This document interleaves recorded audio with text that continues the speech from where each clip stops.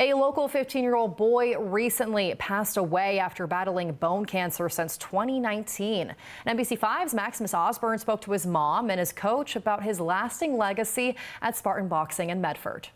Elio was amazing. You would have never known just by meeting him that he's been battling cancer.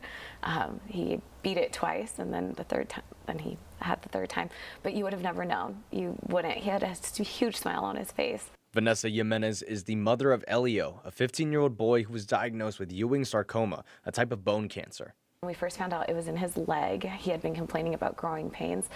And then, well, that's what we were told by the doctor, is that it's typical growing pains.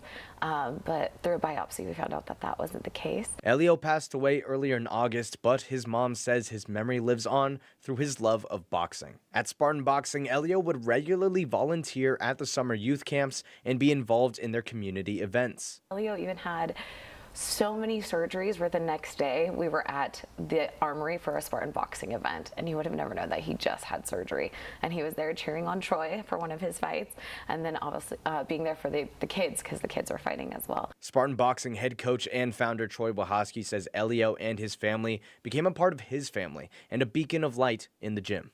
Wahoski says he remembers Elio coming in at 6 a.m. on most days to come in and train on some of the equipment like the heavy bag here while on a pair of crutches alongside his mom for those early morning workouts, and really just displaying a warrior spirit and perseverance. Right here, and then go all the way around, okay? And now I'm gonna call you out for mitts. I've learned a lot just being around him, because, you know, he was flirting with death, and at that time, he was always giving back, always showing other kids like leadership, and teach others that, man, you got to be grateful for your life. There's people out there not knowing tomorrow is not promised.